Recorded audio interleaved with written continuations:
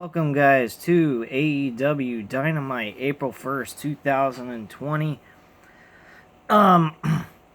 This show was a little bit better than last week's show. It kept my interest somewhat. There was some storyline building. There's a match announced for Jon Moxley's World Heavyweight title against good old Jake Hager, which I think is going to be a lot of fun to watch. I did mention, I believe, a couple of weeks ago that I think it would have been best if they would have given Chris Jericho the opportunity to compete for the championship first, and then have Jake Hager go after the world title later on in a major pay-per-view program. Based on what I heard from last night's episode, Chris Jericho comes across not as a leader that wants to just control everything. He doesn't want anyone to be a lackey. Based on from what I heard from the interviews and the hype up that they're trying to push for this matchup for Jake Hager and Jon Moxley. Now, I have to say, I think that is great. I think that is something that is fresh and new, because in most cases, a leader of a faction is the one that wants to go after the title and will do absolutely anything to do that, including destroy his own people that work with him in that group. Chris Jericho, on the other hand, is taking a different approach. They're having him be more of a guy that's a leader, that wants other people to shine and also have their moment in the sun, which I think is absolutely fantastic. There was an announcement of the TNT Championship tournament of the other competitors that will be in this tournament, besides the participants that I mentioned in in yesterday's episode of Random Wrestling Talk, episode number 32. I also want to mention that the Kip Sabian and Dustin Rhodes are going to compete against each other, and Lance Archer and Colt Cabana will compete for an opportunity to compete for the TNT Championship. Now, how I see this going is, I would feel that they should have Darby Allin go up against Lance Archer one-on-one for the TNT Championship in the finals. That's how I see it right now. So that's how I would do that. Now, we actually get Darby Allin at the end of his match with Sammy Guevara and Shawn Spears with Cody Rhodes, to have Darby Allin attack Cody Rhodes because of the loss that they sustained. He actually was rolled up and pinned, and Cody Rhodes was nowhere to be found. So he was very upset with that, and he really took it out on fucking Cody Rhodes. So it was really surprising to see that. Let me see here. I need to get a different results page for this and have it in order, because honestly, this is all out of whack on Cage Side Seats. They were talking about this matchup first as the opener, which it wasn't the case. Alright, so to open up the show, we actually had a really, really great fucking matchup. What the hell?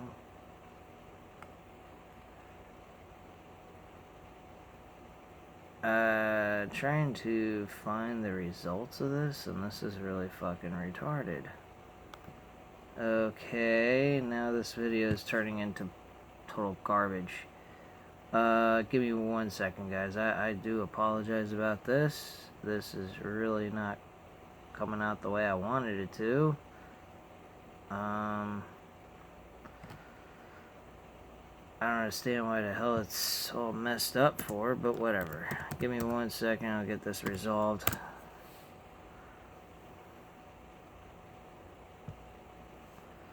Alright, here we go.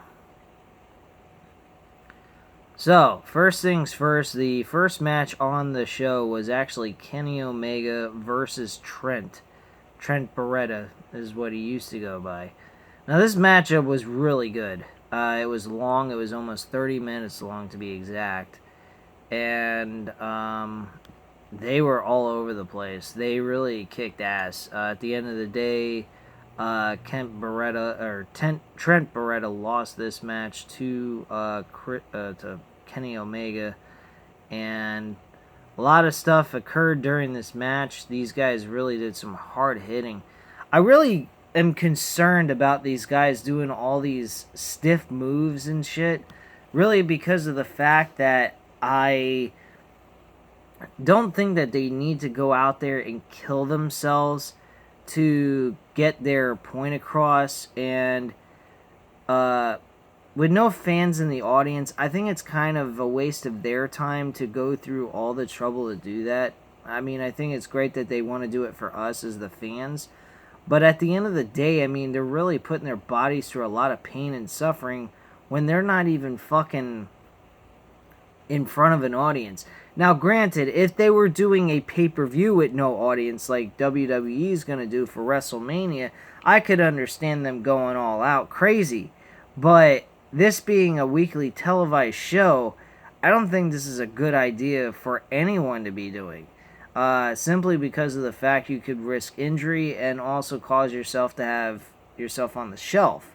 And not be able to do anything. Which I think would be really horrible for anyone to put themselves through serious injury or anything like that with no audience in front of them. I think that's crazy. That's the one thing I will say and kind of criticize that matchup. They really didn't have to go all out there and kill themselves. And I just feel that way because there's no audience to watch them do all this. So, quite frankly, I don't see the point of them doing all this insanity. But I do have a lot of respect for them to want to do all that for us as a viewer on television. So I got to give them credit for that. But at the end of the day, I think it's a little risky, and it's not needed for them to have to do that, just for their own health and well-being. The next match after that was Shida versus Anna Jay. This match was a fucking pointless match. I didn't even pay attention to this match. We also got a recap on Matt Hardy and Chris Jericho's confrontation. And so that was pretty much that. Nothing major there. Shida actually wins the match. Post-match, Baker talking more trash to Shida while eating a sandwich. Shida kicks the barricade. Baker now has a shoe in the other hand to keep Shida away. Kip Sabian takes a selfie when the two are jawing, and Shida heads over to the other side to gather her entrance gear and head to the back. So last week, Jon Moxley attacks Jake Hager. Last night on AEW Dark, Jake Hager returned the favor. Jake Hager says that Moxley is a fool if he thinks he can compete with Hager. Jake says, Moxley holding the title doesn't scare him at all. Moxley says he's pissed off and he knows a lot of people want the title. He realizes he has a big target on his back and he's pissed because of others want to take the title away from him.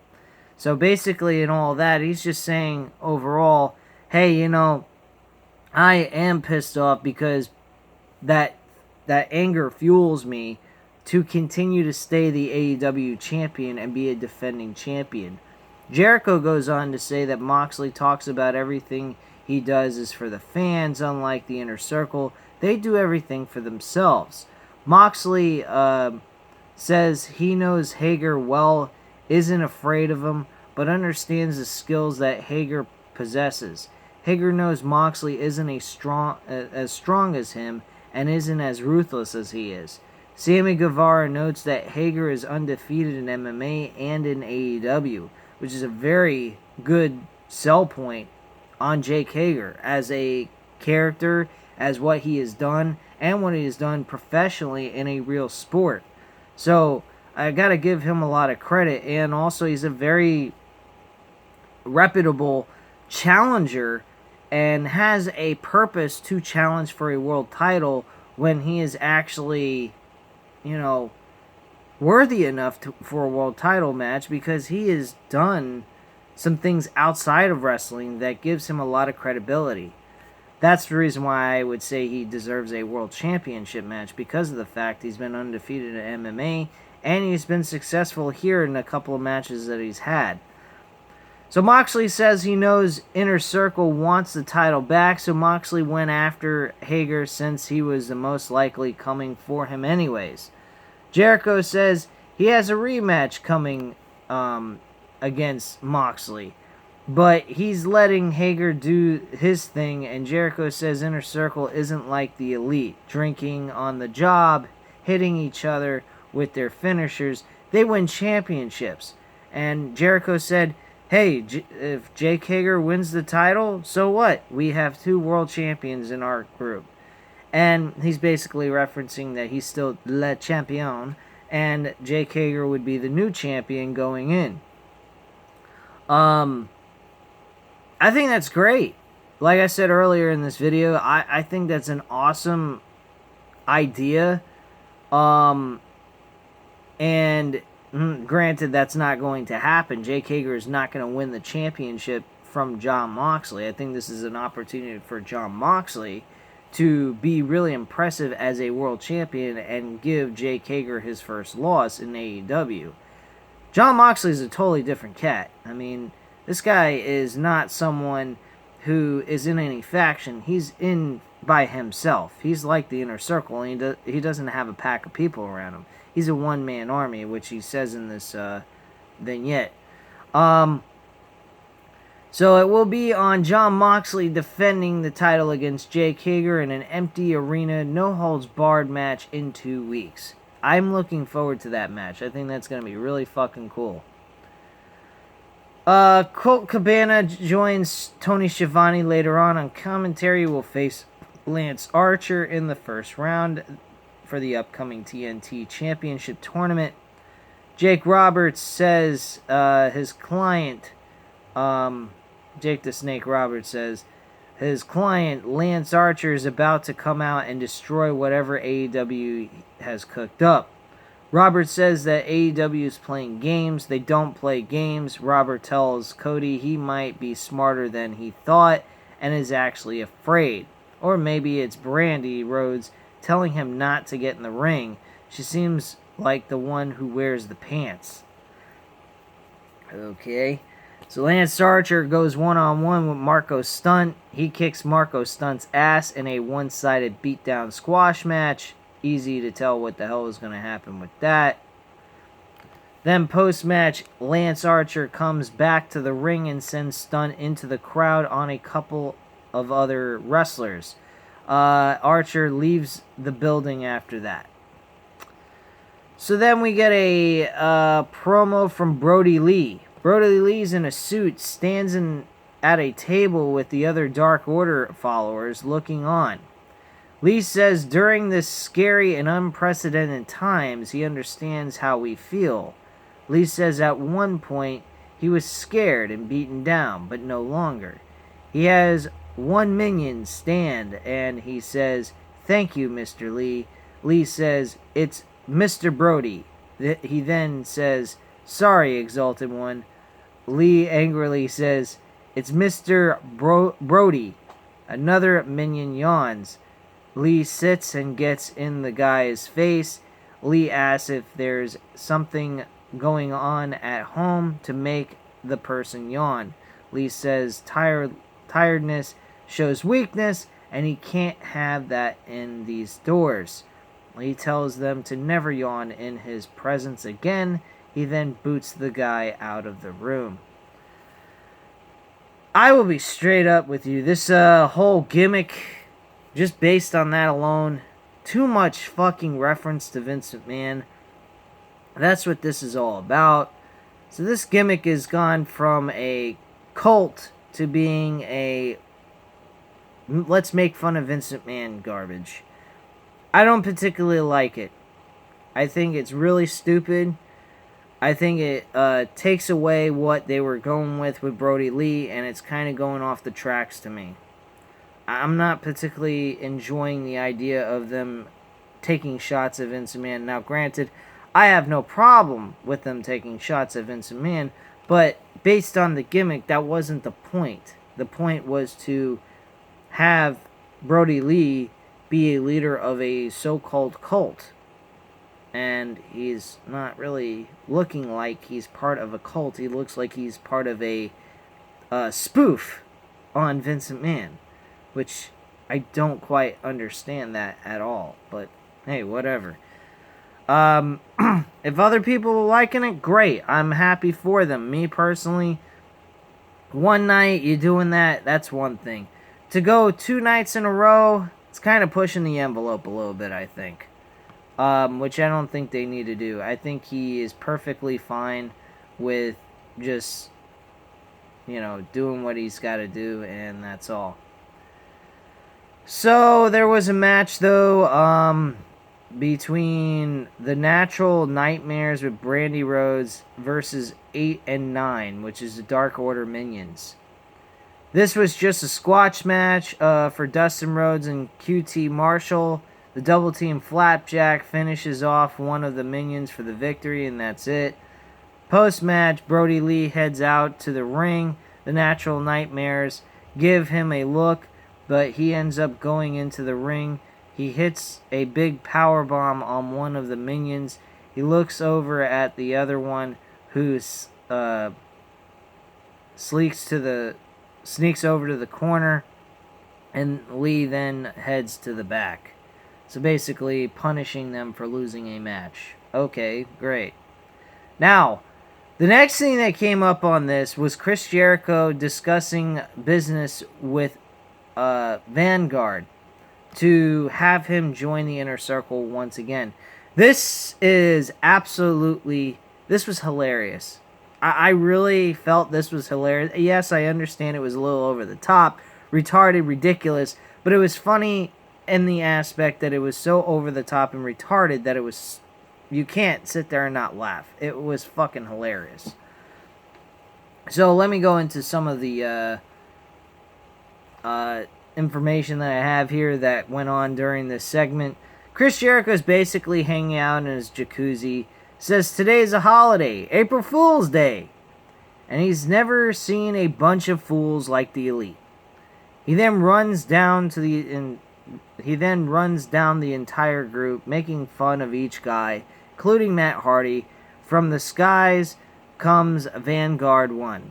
Jericho says once things get back to normal, they will still have to face Inner Circle in the Blood and Guts match. Jericho finally hears Vanguard 1, and Jericho says he wanted to apologize for what he said to it last week. Jericho still wants Vanguard in the Inner Circle and offers up a tiny t-shirt. He hooks it to Vanguard, but the drone flies away, and Jericho throws his bottle of the bubbly at it, and then releases his dogs, which that part was just the fucking funniest thing I have ever seen. Release the hounds! And all kinds of dogs come out, even little fucking dogs like chihuahuas and shit. It was the most fucking bizarre thing I ever seen in my life. I thought, and it was funny at the same time. It was fucking off the rails, ridiculous, and over the top, man. I just thought that was nuts. So yeah, that was fucking hilarious from what I saw. I really enjoyed watching that. So, commentary announces that Cody's going to face Shawn Spears next week, and in 2 weeks, Colt Cabana is going to face Lance Archer, and both are TNT Championship Tournament matches. They do go through a vignette video with the Young Bucks discussing about Nick Jackson's injury, and going over him training and getting ready to get back in the ring at some point. I did like this. I also like the realism that they put behind it for Nick Jackson and his return into the wrestling ring. I like that they were showing him training with his older brother, Matt Jackson. So I thought that was a pretty cool video to kind of hype up the return of Nick Jackson. It definitely put a lot of realism in making it feel like a real sport instead of some fucking sideshow clown show, which I appreciate. And then the main event was Cody and Darby Allin versus the Shawn Spears and Sammy Guevara, which was a pretty solid, okay tag team matchup for the main event. Unfortunately, Darby Allin and fucking Cody lost this matchup. Shawn Spears and Sammy Guevara pick up the victory. I believe it was Shawn Spears who got that. Yes, Shawn Spears rolls up Allin for the win and gets the 1-2-3 while Cody Rhodes was on the outside of the ring. Not really looking too good. He was pretty banged up by Sammy Guevara. And at the end of the match, Cody tries to help Allin up, but he doesn't want it though. And Cody keeps trying, and then Allin clocks Cody and leaves the ring. So that's how that all ended. This is definitely going to be interesting moving forward in the tournament. I think this is going to put a lot of friction and a lot of rivalry type feel between these two guys going into the semifinals, which I think is great for them to do. And I think it's going to be awesome for Darby Allin to pick up this victory, because I think Darby Allin needs this victory more than Cody really needs it. Cody is just really somebody that can help build other young stars at this point. I think eventually Cody does need to have the right to compete for a world championship and actually win and have a title run with the AEW World Championship. He is a guy that is worthy enough to do it. He has improved his character immensely since he left WWE, and he's a great athlete and a good wrestler overall. So that's really all I have to say on this episode at this time, guys. Leave your comments and opinions down below. I'll definitely get back to you on that as long as everything comes out okay. I did get, Matt, I did get your comment from one of my Random Wrestling Talk episodes. And I could respond and whatnot, but I don't know about my other subscribers, and I do apologize if that's happening to you guys. If anyone has any idea how to fix that, let me know again down below. I do get an update of the comment, but when I go in to actually make a comment to you guys, I can't actually speak to you. So I'm seeing the comments, I'm just not able to respond back to you guys for whatever the case may be. So outside of Matt, Eagle 87, I really can't. I've been having problems responding. So if you guys have any idea what that might be, the issue, let me know and I'll get it resolved as soon as I possibly can. But again, guys, I thank you very much for watching. I hope you enjoyed this video. If you did, hit the like button. If you're not subscribed to the channel, of course, subscribe. I mean, it's well worth your time. I'm producing videos every single week. I mean, I may not do a ton of them, and I may not do an hour worth of fucking shit, but I do actually go through what I see in the news and rumors, and I do review AEW. I will upload a NXT show to you guys. I did watch NXT last week. It was not intriguing, so I didn't really go ahead and go through the trouble of making a video on that. This episode, though, I am definitely going to take a look at it. I'm going to watch it today and more than likely review it either today or tomorrow night. So keep an eye out for that. And I thank you again for watching, and have a great night, guys. Bye.